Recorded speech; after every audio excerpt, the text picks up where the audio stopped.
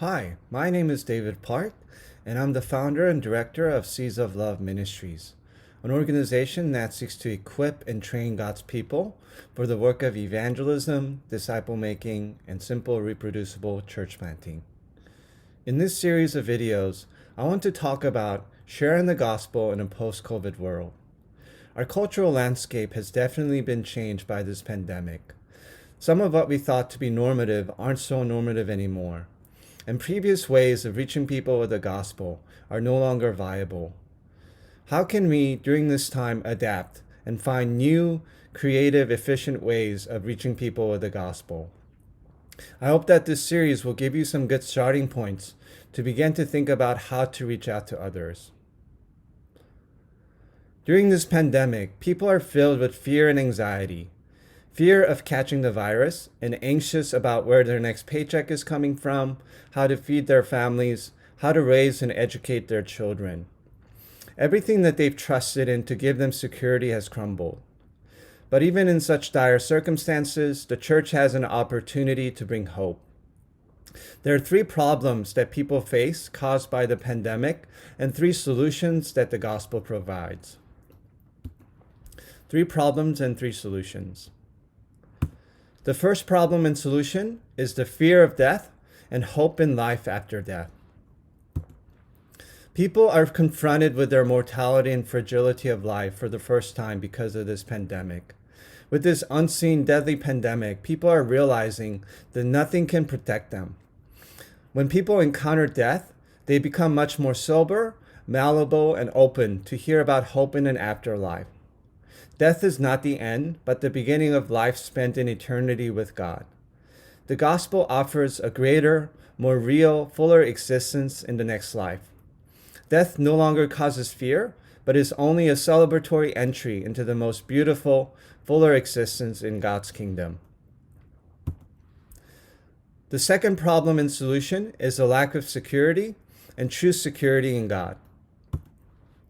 What people trusted in to give them security can no longer do so. People have lost their jobs, their businesses, even the government and the medical system cannot protect them.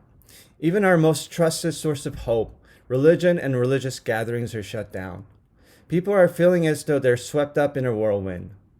In such a time of uncertainty, we can offer them the unchanging, absolute truth of who God is.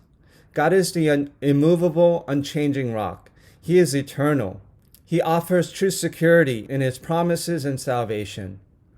He is our Father and we are His children, and nothing will ever change that. We can trust in His protection and His provision. This gives us incredible strength and grounds us so that even despite the chaos around us, we can have peace and stand firm.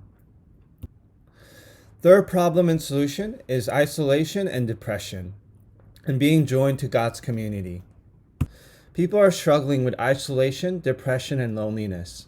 People are hungry for a human touch all the more so. They need to be reminded that they're loved, not alone, and that we're in this together. People need to experience love and community now more than ever. The gospel provides inclusion into God's family community. God's family is meant to provide love and care for one another, even though for the time being it is mainly through online methods. We're there for each other, to carry one another's burdens, to be a listening ear, and to rejoice in victories together.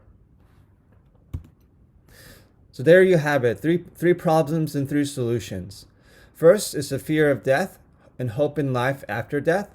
Second is the lack of security, true security in God.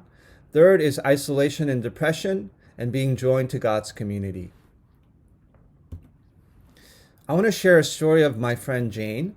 Jane is a friend of mine from high school, and I'm friends with her on Facebook. And about a year before the pandemic happened, she had a bunch of health issues, health problems, that she was constantly in and out of the hospital for a whole year.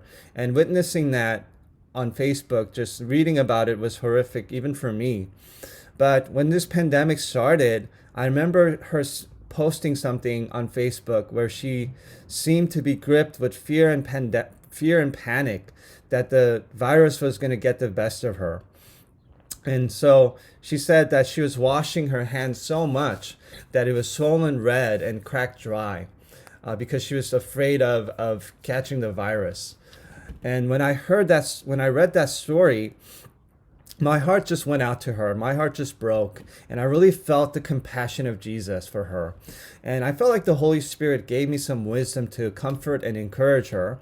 I was reminded of how Jesus tells his disciples not to be afraid of death, because even the hair on their head are numbered, right?